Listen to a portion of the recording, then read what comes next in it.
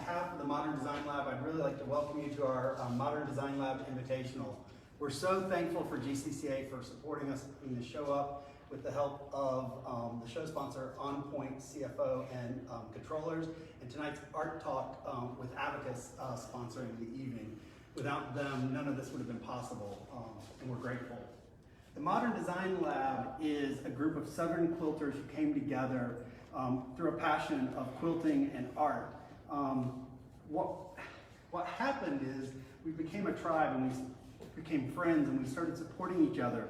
So with that, we have the option to push each other and to be honest about our thoughts and our friendships. So what it's done is it's made us all better artists and better designers, and we're really thankful for that. As I said, I'm Travis Seward. In person tonight, Paige Alexander, Faye Jones, and Valorie Kasten. And from home, we have Cheryl Brickey, Cindy Lammon, and Yvonne Fuchs.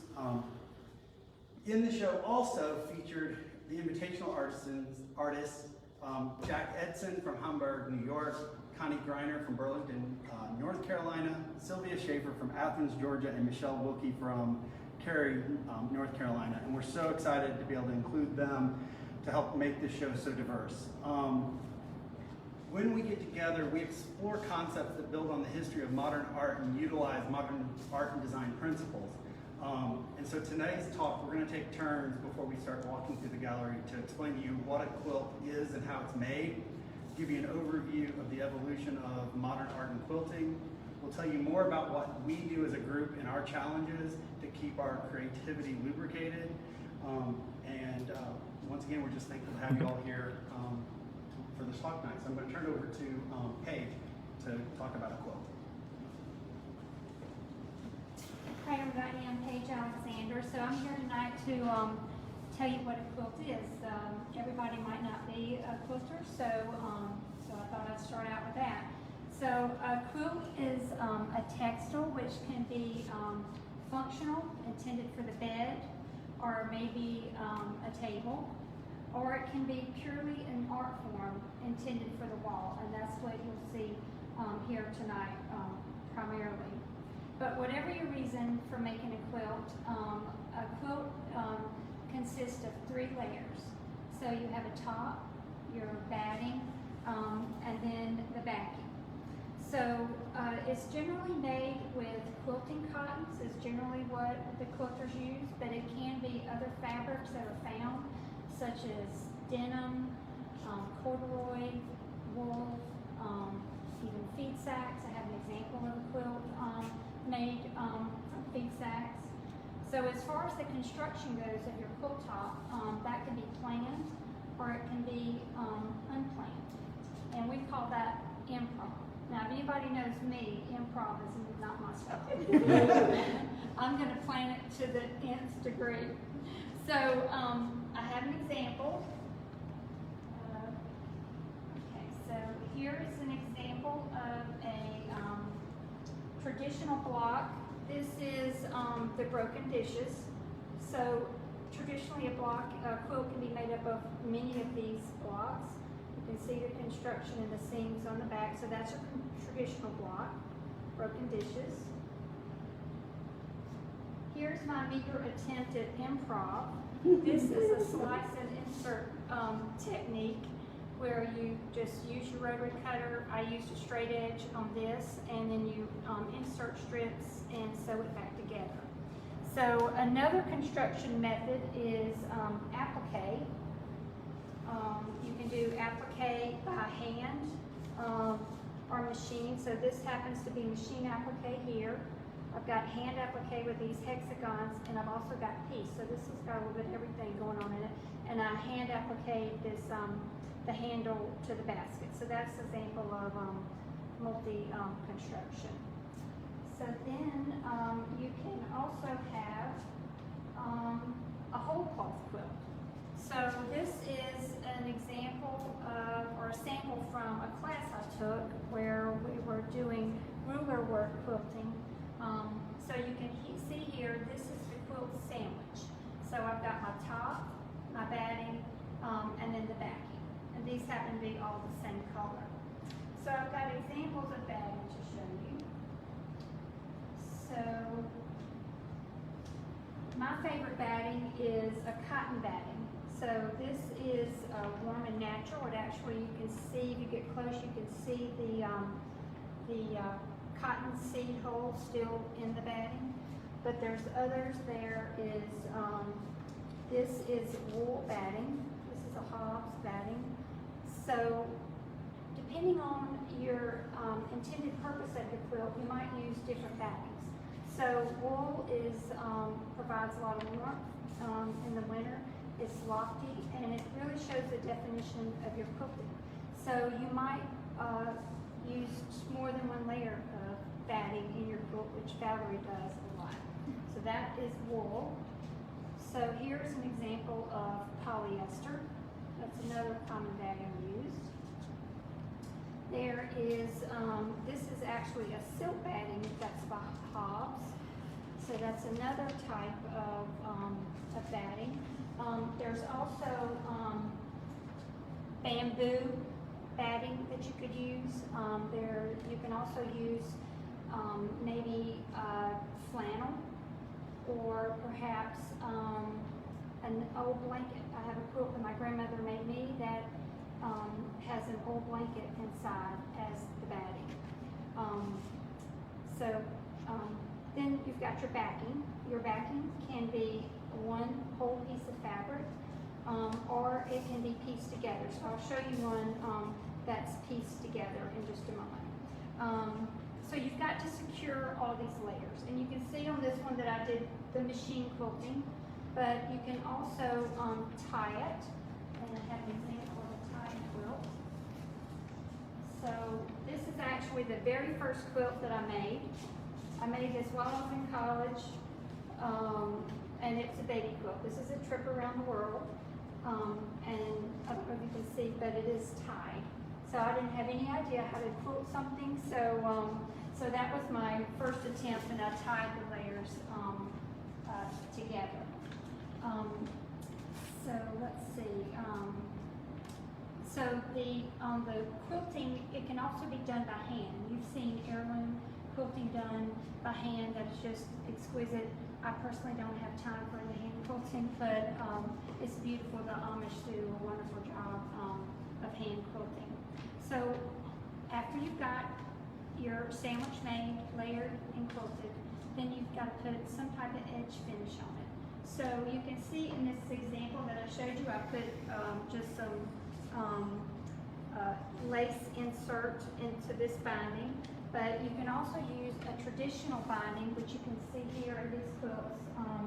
It's a double fold binding. It's stitched from the top and then wrapped around to the back, and you can either hand sew it down or sew it by machine. And then another example is a facing, so where it just has a clean finish on the edge of the quilt. So why make a quilt? So it can be purely an expression of art. It can mark a milestone. So that's what I did with the birth of my cousin. That's how I started quilting. So hope everyone enjoys seeing all the quilts in the show. So next up is Faye Jones. Sure, it's nice to take the mask off. Okay, well, what I'm going to talk to you about is how we got from here, which is a granny quilt, to some of these exciting modern quilts. And actually, it was a relatively long process. Pretty much until the early 1970s, people used cotton in, not very exciting colors. They almost always used patterns, a lot of family traditional patterns and so forth, and there wasn't a whole lot of originality other than selecting colors. But in the background, while all this was going on in the 70s, some artists started experimenting with fabric and design and so forth, and the first time modern quilts were actually seen in the art world was in 1971, when the Whitney Museum exhibited modern quilts, modern in that day, and they are not dissimilar to the quilts that we see now, but they were a very common construction. In the interim, in the early 70s, there was a group of quilters in Gee's Bend, Alabama. They were descendants of slaves, and they lived in a very isolated area in Alabama. It was not accessible because, except for a very small portion of it, it was surrounded by the Alabama River and so forth. And they made quilts for comfort. They made quilts to lie on because they didn't have floors in their cabins. They made quilts to stay warm because they didn't have insulation. They made quilts, and they made do. They used work clothes, they used handkerchiefs, they used their rags that they tie around their head and so forth. In the 70s, they were discovered by someone who was just doing a historical visit through the area and so forth. And the bottom line is they ended up having many, many exhibits throughout the United States. And I think what's most distinctive, I have one quilt here that's influenced by Gee's Bend, and we'll point that out to you, is that the art wasn't African. It didn't seem to have any African influence at all, but these women put what was recognized as remarkable art together with no artistic training, no TVs, no internet, no anything. It just came from within them. And a lot of their quilts are very joyous. They are just highly regarded in the art world. And if you are interested in quilting, this would be a good place for you to start your research. Also during the 70s, a quilter named Nancy Crow, who is recognized as the mother of modern quilting, was also developing a different aesthetic, the same modern aesthetic that we use now. She gave a lot of classes, she did a lot of exhibiting, and she was probably one of the greatest influences on modern quilting. Also at the same time, a quilter named Gwen Marston and Denise Schmid were also working, along the same line. They were also very, very instrumental in the modern quilt movement. So a lot of this went on in the 70s. I think you all remember computers were dial-up and so forth. So as the computer world evolved and communication was more easy and more available to more people, little groups started forming on the internet, and just like they do now, and they just grew and multiplied, and that was really kind of like the grassroots movement of the modern quilt movement, and eventually it all morphed into the Modern Quilt Guild, which is our umbrella organization. They kind of set the standards for modern quilting. They do more to promote modern quilting than any other organization. They have an annual show that we all would die to be in, much less win a prize and so forth. So it's all about communication, and I don't know, there's hundreds of thousands of members, are there not, and chapters almost everywhere. So if we've had people move into Greenville and find, that we're a modern quilt guild and contact us and join us, and they found a home, a quilting home. So anyway, so we've got these modern quilts, and how do we go about making them? How do we design them? Where do they come from? And that's the best part of it, because it's a very individual process. Some people, we have a lot of engineers or quilters. They use patterns, they use precision. Their quilts are usually very,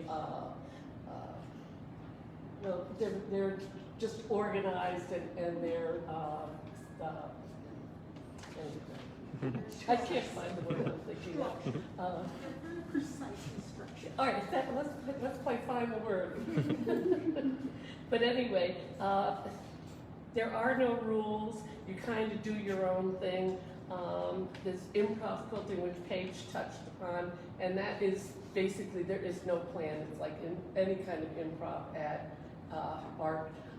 You may start with a color grouping, or you may start with a shape, idea and so forth, and you have no idea how it's going to end up. That's kind of like the end of the spectrum. And then in the middle, there are quilts that combine both. And I think as we go around and look at the quilts, we'll kind of point that out to you, which are pure improv, which are more planned and which are actually patterns. So some of the modalities that we use, obviously looking around, graphic design is probably one of the largest categories. It involves clean lines, usually. Minimalism, you'll see several of the quilts capitalize on minimalism. Simplicity. These modern quilters now are very, very aware of color theory, and instead of just going to the store and saying, give me a green and a blue, they really utilize the color wheel and use complementary colors and other artistic principles to actually select their colors. One of the other methods that they utilize is exaggeration. So very, very common to see a traditional block, as Paige showed you, or some of the better known ones, and the quilt will be one huge churn dash or one huge star or whatever, and then just a plain background and a binding. So there is a lot of exaggeration. We use a lot of what's called negative space, and negative space is the area around the central motif. A lot of modern quilts have negative space, and a lot of times intricate quilting is done in there, but it basically supports the motif. We use a lot of asymmetry, and all the quilts are not balanced, and it's kind of a challenge to balance off with negative space and other things, your motif. So there is a lot of art going on in these quilts, and the more we learn, the better the quilts are. Very few modern quilts have borders. I don't know why that became a particular hallmark of modern quilts, but I think maybe to be different, or maybe modern quilters just felt they didn't need a border. They, this piece spoke for itself without having elaborate borders around it. And there is increasingly every day modern fabrics designed specifically to be used in modern quilts. It's a huge, huge business. A lot of the modern fabric designers are big celebrities in the quilt world, and we all die when they put out a new collection and so forth. So I hope that gives you a little bit of an idea of how we do what we do, and I think Ms. Valerie's up there. So I'm going to retouch on some of the topics they just mentioned, and I'm going to use our group challenge as the examples. And how this challenge came about, we started off with this photograph as inspiration. It's Woodside Mill by Mark Mulfinger. And it is of a local mill that is being repurposed, just like this location was repurposed into an exciting new building. And what each of us did was create a 15 by 15 quilt using the specific breed, which is Kona Cotton Grasshopper, which is manufactured by Robert Kaufman, and then any white to black on the gray scale print or solid fabric to create each individual design quilt that was inspired by that photograph. So obviously you can see they are very bold and graphic in design, and they all are, one of the most interesting things is you see such a variety, and you have everything from minimalism, which is Yvonne right here in her quilt. The no border, I think oftentimes it's associated with it because so many traditional quilts, to make them big enough for the bed, they put round after round of borders on that. And this is an example of a no border quilt, another no border quilt. And, you know, it's one of those things, you're gonna see the improv work definitely showing in Cheryl's quilt, and even in this one by Cindy is also in that field of improv. And it's very interesting when you watch somebody do this. So, and then alternate grid work is also very popular in modern quilting, because typically in traditional quilting, people lay out their design blocks in a very rigid way. And modern quilters oftentimes don't do that. So Sylvia's, Travis's, you know, while there are individual pieces, they're definitely not laid out on that rigid grid. And as Faye was mentioning, exaggerated scale. And it can be from very big, like Connie did, to little teeny pieces, which you see here, just how tiny those pieces are. So you really see the scale work. Negative space is an area that a lot of modern quilters like to explore. This quilt by Sylvia, all the green area is negative space that she's played with the quilting. This is my quilt, and also playing with all that background for quilting space and just having fun with this. And even how Connie's really emphasizes this design with all that very calm background space. And the funny thing is, every single one of these quilts is asymmetrical, and most traditional quilts are exceedingly symmetrical. So it's very funny that all of these are asymmetrical. And one of the most interesting things is where a lot of modern quilters begin is something that is referred to modern traditionalism, where they start out with something very traditional and then reinterpret it in a modern way, and not just in their fabric choices. And this would be the case of Cindy with this dressed in plate design, and Sylvia with this very traditional brick layout. And I think we're ready to walk. I think we are. So we're going to start in this corner.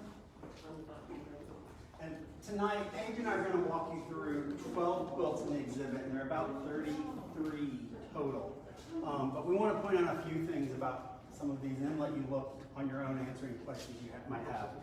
So in this case, Paige created this very bold, and when you start to look at it, it's centered over these little bitty, like half-inch squares that have a plus sign that are black and white. And she built off of those into a grid, into a bigger plus that interacted. But beyond the piecing of the two black and white fabrics in this other little fussy cut plus, she embraced the quilting and used the thread to create another dimension. And so when you start to stare at this quilt and you realize that these plus signs are there and your eye tries to move out to the edges, you pick up the lighter black and white lines, and then it plays and you get this reverberation between the solid black strips and the little ones. And it keeps going because you're like, okay, I really want to see the rest of the quilt. And you come out to the corner, and the quilting she chose, very subtly, is this L shape, and it just pushes you back and forces you to look back at these plus signs. And when I saw this, I was like, it's playing such tricks on my eyes. And when you realize that her inspiration came from an eye chart at the eye doctor, you're like, holy cow. She nailed it. It worked. And I didn't know that's why I was experiencing this. And you know, it's a pretty simple quilt in some aspects, but because it's so simple, you have to be so perfect in its construction, and it's a real art form that I would not even try to accomplish. I also want to talk about Yvonne's quilt here called Scoops. It's a great example of a quilt that was born off of it. We were given a magazine cover that had this color palette, and it was sort of a mix of mid-century modern feel and very clean, minimalist art and accessories. And she set a set of rules for herself, and she was like, I want it to evoke the movement of the picture and the colors of the picture, but how do I do that and not recreate the picture? So she chose two traditional blocks, which is a half square triangle, which is a square divided into two, and then what we call a drunkard's path, which is the block here that's a curve. And she was able to use those two blocks to create a rhythm and a movement. And she was even able to include this dark brown color to give your eye a spot to rest and to really sort of like take it back in. And once again, like Paige's quilting is so important, so is Yvonne's, because she picked up thread colors in all the colors of the fabric. And she did what we call matchstick quilting, which is very close parallel lines of quilting. And what happens is that color appears and disappears and interacts with the other colors she chose in a different way across the entire piece, just adding yet more movement and more color and more exaggeration to the entire piece. From here, I think we're going to go around the back, and Paige is going to talk about a very traditional quilt.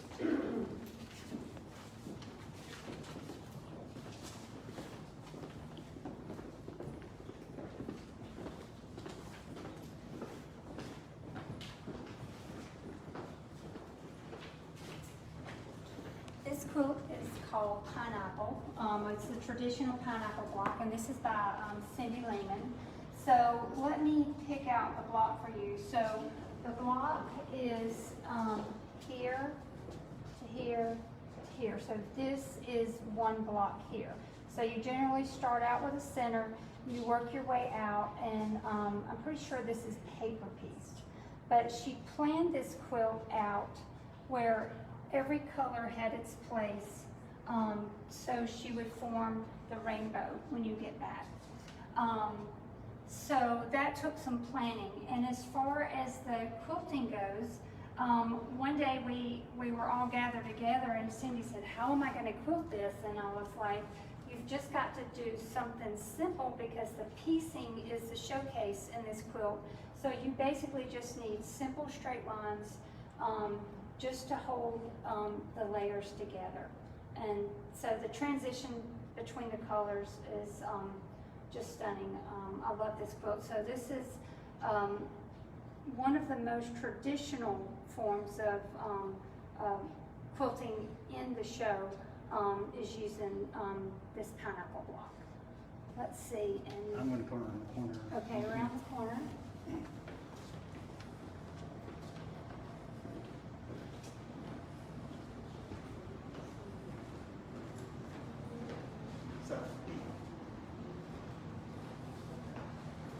This quilt is done by Valorie, and it's called Veronica's Paper Airplane.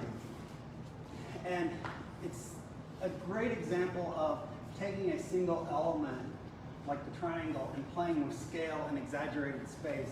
And in doing this, her choice of these beautiful earthy, even though this might be considered a border, it's really the background. It's just extending from behind. And her use of textures of fabrics and the patterns and all these subtle grays and these cool and warm tones start to continue to play with the triangle motif coming forward and backward. So it's also she did it with no plan.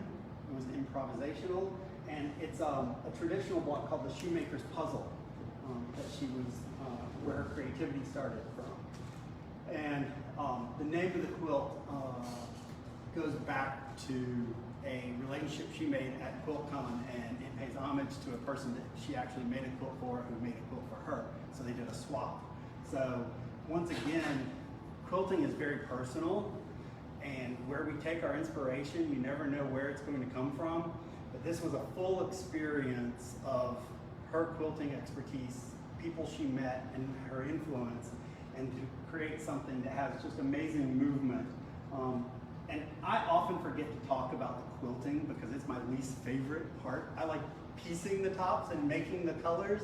But once again in here, all of these triangles just add this amazing texture, and they're interspersed with curves within triangles. So it's just a great mix of texture and line and space in this quilt. Okay, do you want to go around the corner and do the long cabin? So we're going to stop at this quilt here. This is called Parallel of Friend and Friend. It's by Connie Griner. So this is a great example of improvisational log cabin blocks. So traditionally in a log cabin block, you start out with a center square that's generally white. So you can see how the center of each of these 9 log cabins makes your eye just move around the piece. And the fact that she used the cool turquoise against the warm yellows and ambers. So I'd have to say, if I had to pick a quilt in the show, this is my favorite quilt in the whole show. And she did walk-in foot quilting, and that again just draws your eye around the piece because it's gentle curves. So it's just a fantastic example of improv using the traditional log cabin block. And I think she really did a good job with her piecing to disguise the fact that these blocks are all exactly the same size. But when you stand back and look at this, you really can't see the block. It gets lost in the piecing. So great job on Connie for this one. Let's see, okay, so we're going to go here to, so this is Travis's quilt. It's called Holding Home. So this is another example of traditional log cabin block. And so he's featured exaggerated scale. So his whole quilt is the log cabin. So like I said before, you generally start out with a center, and in the traditional log cabin, it's half light and half dark. And if you notice in his quilt, although this is the light half, it contains dark, but it works so well. And the way he did the quilting that all points your eye to the home, to the center of the log cabin, it's just a great example of modern traditionalism. Good job, Travis. I'm going to go here before you go back over. Okay. Yeah. So while we're here, I'm going to jump in. This is a quote by Michelle Wilkie called Correlation. And it's an example of a 100-day project where for 100 days you're going to do something, some tasks, and every artist takes that project differently. In this case, each day she said she was going to make a block that was the correlation of 2 sets of data. And she was going to use 3 colors to do that. So what that did is it created blocks with angles of those relationships. Some relationships were more great and some were more gradual. When doing that, she played with the white as the background in the negative space, and she even put those correlations and that mathematics into place, so it helped her determine the composition. And you know, in a lot of ways, it's an improv piece because you don't know which colors are going to be what, but then together, when it's all created, it's a matter of creating a cohesive piece of art. And in her quilting, she also plays with these steep diagonal lines, and there are some broader, wider spaces left unquilted that are angles forming those same sort of correlations. And then she's got vertical and diagonal lines reinforcing the eye movement in that design. So that she ends up with one large angled quilt block in the background. Sure.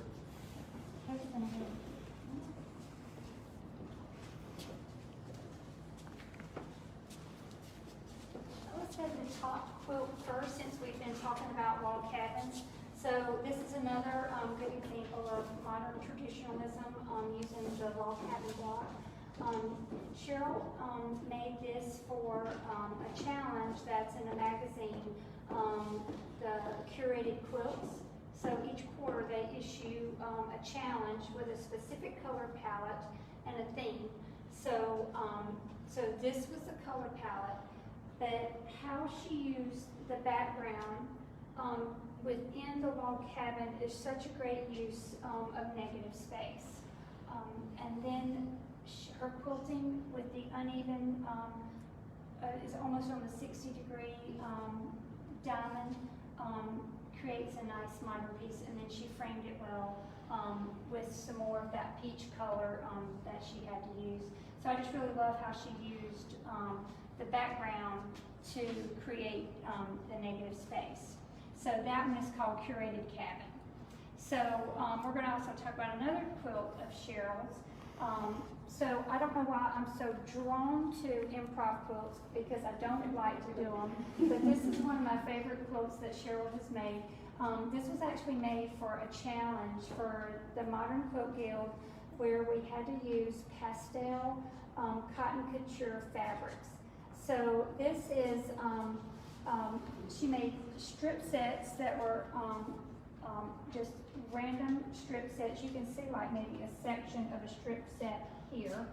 And so they're cut on random widths. And then she took her rotary cutter and just sliced right through them and then pieced them back together. So with that curved piecing was also improvisational. So the name of this is Oh, the Places You'll Go. So it's, you might recognize the Dr. Seuss book by the same name. And if you look at the cover, there's a conical shape thing on the front.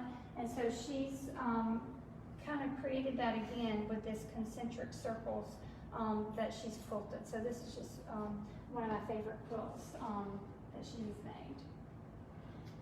So while we're here, I'm going to have to turn around and look at this one. And then we'll walk a little further. So this quilt is made by Jack Edson. And Jack, his quilts are created based on he studied library art history, and then he was a library science person.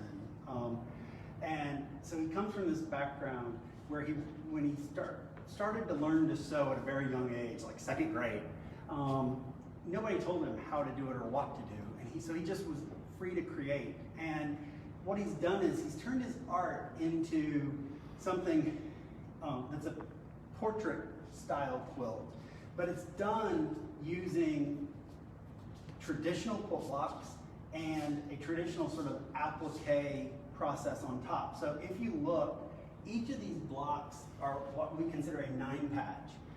And so there are 9 blocks that form a square. And he uses the tones of a picture that he is something that he admires and loves. And he uses that black and white picture and starts to reinterpret it into color and into value. And so when you stand way back, you really start to see different things play off each other, and you see things interact. And then, you have this standing portrait, which is the standing figure that was done by Thomas Eakins. So it's just a recreation of a very well-known piece of art. The other unique thing for him, based on the other quilters in this show, he collects fabrics.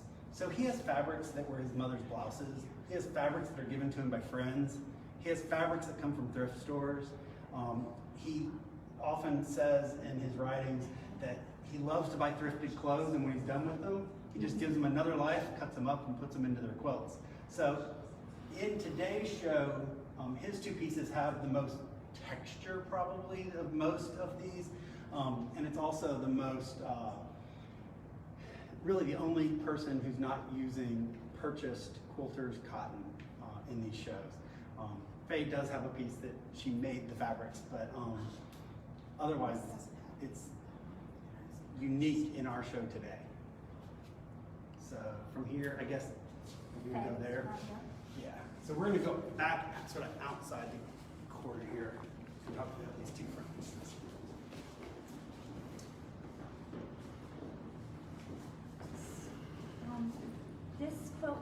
here is Tangle by Faye Jones. So she has improvisationally pieced these units here that were curved, and then she sewed her units together and into one design, and then when she added the borders, I love how she stopped and made this square against all the curves, because your eye just moves around, and especially with her quilting, it just makes your eye move around, but then when you finally come down to the end, you stop. And then that's when you start to notice all her beautiful machine quilting in the background. So it's a lot of clamshells. She combined straight lines. So this is a great example of improv piecing, negative space, no borders. It's just a great piece. And this is by Faye Jones, and it's called Tangle. So next we're going to go right here back around to see our group quilt, I think, what is on this side.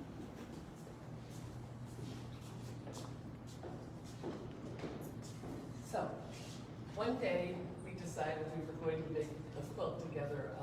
I don't think any of us had ever done a collaborative quilt before.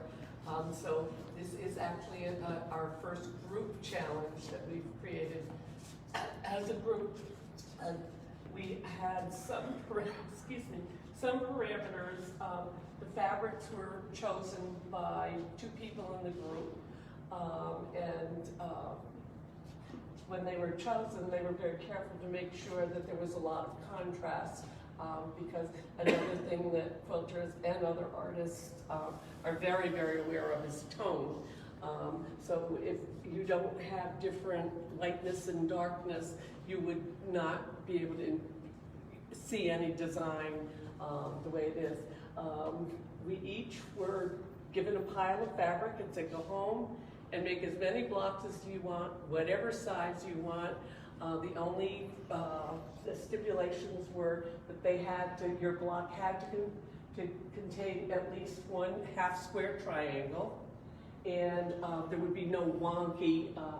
We didn't talk about wonky, but some modern quilters do what things off center and off slant and so forth, and it's considered to be wonky.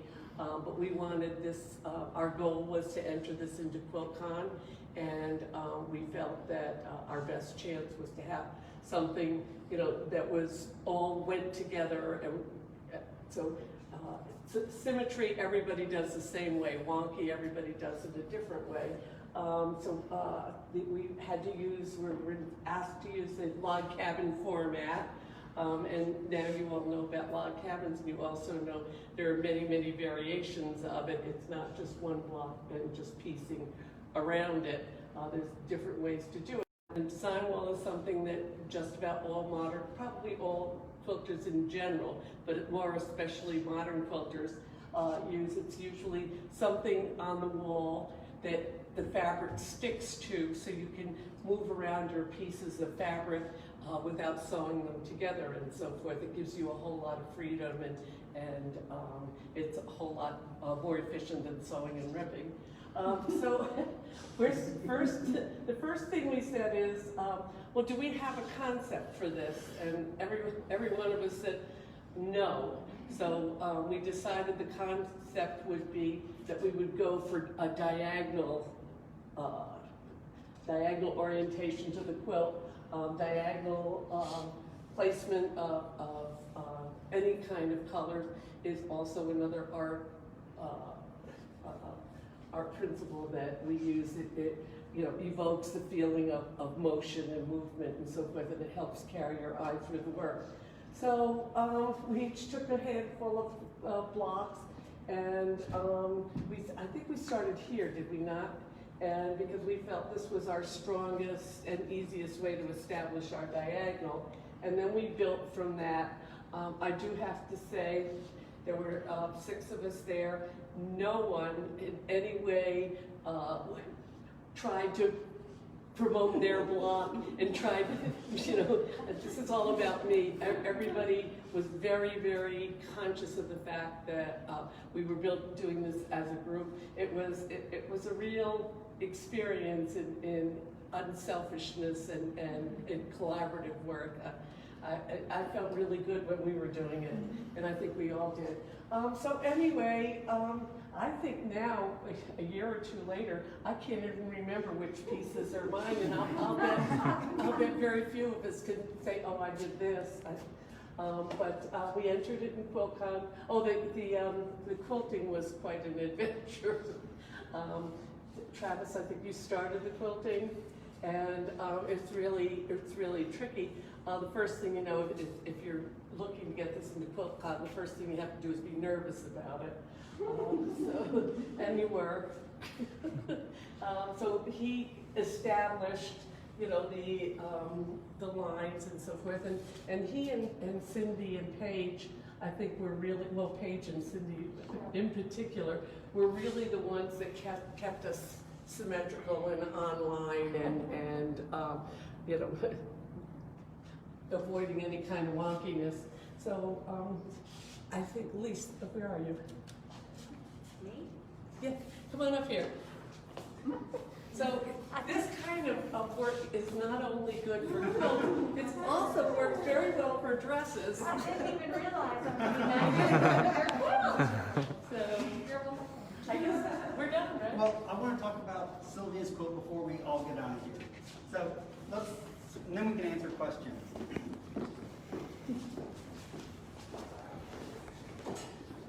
So, Sylvia is a super precise quilter, and the details, she has another quilter on the corner. The quilting, everything is immaculate. And in this case, she used a traditional block called North Wind. And in doing that, she altered the traditional orientation of that block and set it on its side and created something that is, and blew it up to where it's a much larger quilt. And once again, sort of like where we started and where we're ending, there's a center point, and there's a very strong sort of dark gray, light gray background, and there's an interplay of those other elements creating this amazing motion, and the red, once again, just reinforcing it. But if you go coming closer once again, you get all three thread colors. So once again, you get these amazing little white threads adding this sort of like highlight on it. And the same thing with red threads that just appear in the background connecting the pieces. So it's a great use of design and color and something that is so simple of three colors and start creating a stunning quilt.